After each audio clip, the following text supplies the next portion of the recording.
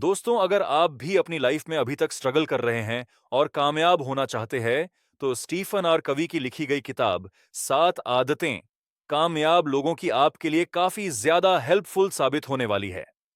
इस किताब में ऑथर ने सफल लोगों की उन आदतों के बारे में बताया है जिसकी वजह से आज वे सफल हुए हैं। अगर आप इस किताब में बताई हुई आदतों को अपने जीवन में अपनाते हैं, तो निश्चित ही आपके जीवन में भी चमत्कारिक बदलाव होने लगेंगे और आप भी जल्दी ही सफलता प्राप्त कर लेंगे। तो आइए शुरू करते हैं। एक प्रोएक्टिव बने लेखक ने इस पुस्तक में बताया है कि सफल लोग हमेशा प्रोएक्टिव होते हैं। प्रोएक्टिव वह व्यक्ति होता है जिसमें आत्म जागरूकता होती है। किसी दूसरे व्यक्ति की क्रिया तथा प्रतिक्रिया से उसके जीवन पर कोई प्रभाव नहीं पड़ सकता है। लेखक बताते हैं कि हमारे समाज में दो तरह के लोग होते हैं, रिएक्टिव तथा प्रोएक्टिव। रिएक्टिव लोग हमेशा दूसरे लोगों जैसे समाज, सरकार, मौसम, परिवार आदि को दोष देते रहते हैं। वो हमेशा यह मानकर चलते हैं कि उनके हाथ में कुछ नहीं है, इसलिए उनकी परेशानियों का कारण भी दूसरे लोग ही हैं। रिएक्टिव व्यक्ति हमेशा अपनी परिस्थिति के लिए दूसरे को दोष देते रहते हैं। वे अपने भौतिक परिवेश से भी प्रभावित होते हैं। अगर मौसम अच्छा है तो वे अच्छा महसूस करते हैं। अगर मौसम अच्छा नहीं है तो इससे उसके नजरिए और कार्यशक्ति पर विपरीत प्रभाव पड़ सकता है। वही प्रोएक्टिव व्यक्ति अपना मौसम साथ लेकर चलते हैं। चाहे बारिश हो या धूप, इससे उन्हें कोई भी फर्क नहीं पड़ सकता है। वे जीवन मूल्यों से संचालित होते हैं, और अगर गुणवत्तापूर्ण कार्य करना उनका जीवन मूल्य है, तो इस बात से उन्हें कोई फर्क नहीं पड़ता कि मौसम उनके अनुकूल है या नहीं। रिएक्टिव लोग अपने सामाजिक परिवेश यानी सामाजिक मौसम से भी प्रभावित होते हैं। जब लोग उनके साथ अच्छा व्यवहार करते हैं, तो वे अच्छा महसूस करते हैं। वही जब लोग उनके साथ अच्छा व्यवहार नहीं करते हैं, तो वे सुरक्षात्मक मुद्रा में आ जाते हैं। प्रोएक्टिव व्यक्ति भी सामाजिक परिवेश से प्रभावित होता है, लेकिन वे अपनी आत्म जागरूकता का इस्तेमाल करते हैं, जिससे बाहरी कारकों को वे अपने ऊपर हावी नहीं होने देते हैं। सफल लोगों की पहली आदत यही होती है कि वे अपनी परिस्थितियों के लिए किसी दूसरे को दोष नहीं देते हैं, बल्कि उसकी जिम्मेदारी स्वयं लेते हैं और आगे बढ़ते हैं। दोस्तों, अब चुनाव हमें करना है कि हमें रिएक्टिव व्यक्ति की तरह बिहेव करना है या फिर प्रोएक्टिव व्यक्ति की तरह बनकर सफल होना है। 2. अंत को ध्यान में रखकर शुरू करें। आप अपनी आंखें बंद करके देखें कि आप अपने किसी प्रियजन की अंत्येष्टि में शामिल होने जा रहे हैं। यह देखें कि आप अपनी कार से अंत्येष्टि में भाग लेने के लिए कब्रिस्तान या श्मशान घाट जा रहे हैं। कार पार्क करके जैसे ही आप अंदर जाते हैं, आपको फूल दिखाई देते हैं और धीमा धीमा संगीत सुनाई देता है। आगे जाने पर आपके परिवार वाले और मित्र दिखाई देते हैं। आपको उस प्रिय व्यक्ति के बिछड़ जाने का दुख होता है, परंतु आपको खुशी भी होती है कि वह आपके करीब रहा था। ऐसा भाव वहां पर मौजूद सभी लोगों के दिल में होता है। जब आप आगे बढ़ते हैं और ताबूत में झांकते हैं, तो अचानक आपको अपना चेहरा दिखाई देता है। यह आपकी अंत्येष्टि है जो कुछ महीने या साल बाद आपकी होगी। यह सब लोग आपके सम्मान में एकत्रित हुए हैं। वे आपके जीवन के बारे में प्रेम तथा सराहना की भावनाएं व्यक्त करने आए हैं।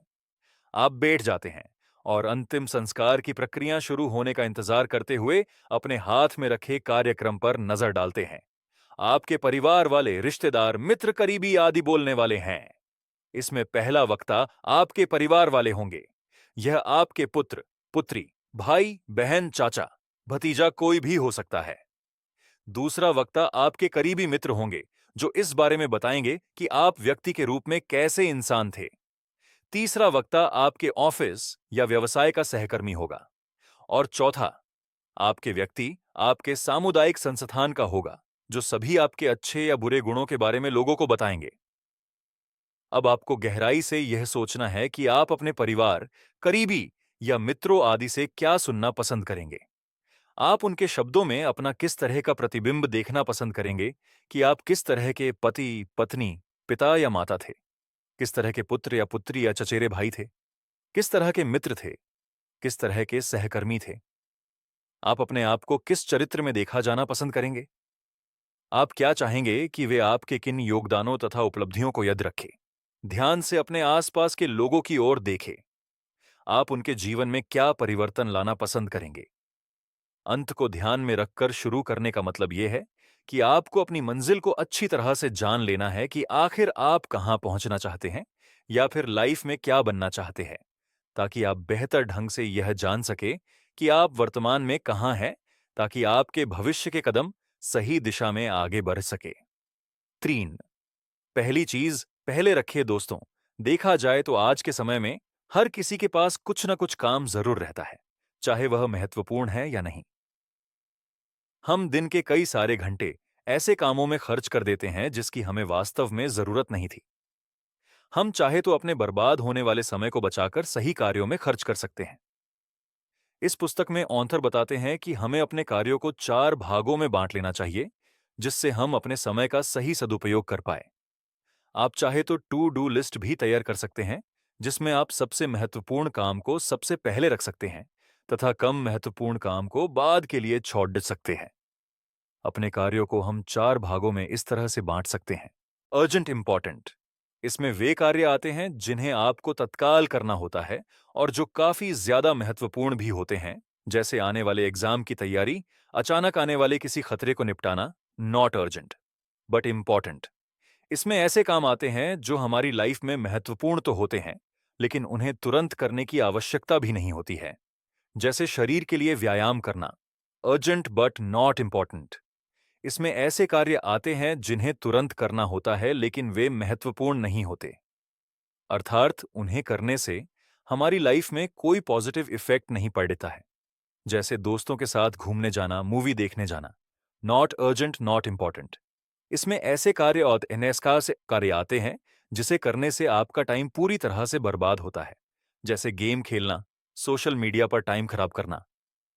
दोस्तों, जो सक्सेसफुल लोग होते हैं वो हमेशा पहले और दूसरे वाले क्वाड्रेंट को चुनते हैं, जिससे वे अपने समय का सही सदुपयोग कर पाते हैं।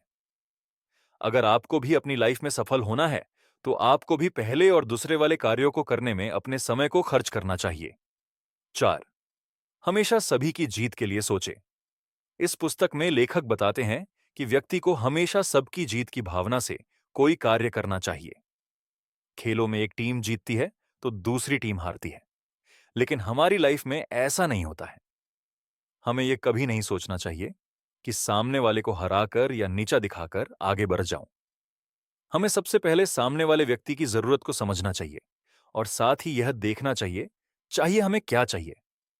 फिर सोच विचार कर एक ऐसा रास्ता निकालना चाहिए जिससे सामने वाले को यह लगे कि उन्हें फायदा हो रहा है। अगर आप ऐसी सोच रखते हैं तो ये आपके जीवन में क्रांतिकारी बदलाव लेकर आएगी और अधिक से अधिक लोग आपके साथ जुटेंगे। 5, पहले खुद समझना, फिर दूसरों को समझाना। दोस्तों, सफल लोगों की 7 आदतों में लेखक बताते हैं कि बहुत से ऐसे व्यक्ति हैं जो सामने वाले की पूरी बात सुने बिना ही अपनी प्रतिक्रिया देने लगते हैं। सामने वाला अपनी पूरी बात भी नहीं कर पाता है, उससे पहले ही वे बोलने लग जाते हैं। हमें बिल्कुल में ऐसा नहीं करना है। अगर सामने वाला आपसे किसी विषय पर डिस्कस कर रहा है या फिर किसी समस्या का समाधान पूछ रहा है, तो सबसे पहले यह प्रयास करें कि आप उसकी पूरी बात को ध्यानपूर्वक सुने, उसके बाद ही अपना सुझाव उन्हें दे। सफल लोग हमेशा पहले समझने का प्रयास करते हैं, उसके बाद ही वे सामने वाले को समझाने का प्रयास करते हैं। 6, तालमेल बनाना। हमें अपनी लाइफ में हमेशा तालमेल बनाकर ही चलना चाहिए। जो लोग अपने परिवार, दोस्तों, रिश्तेदारों, अपने सहकर्मी तथा अपनी टीम के साथ उचित तालमेल बनाकर नहीं रखता है, तो निश्चित ही वह अपनी लाइफ में असफल होगा। अगर आप परिवार के मुखिया हैं, तो आपको हमेशा यह कोशिश करनी चाहिए कि आपका परिवार हमेशा एक रहे, एकजुट रहे। इसके लिए आपको किसी के साथ भेदभाव न करके सभी के साथ तालमेल रखना होगा। अगर आप किसी कंपनी में बॉस है, तो आपको किसी बड़े प्रोजेक्ट को पूरा करने के लिए टीम की आवश्यकता होती है। आप अकेले किसी प्रोजेक्ट को नहीं कर सकते हैं।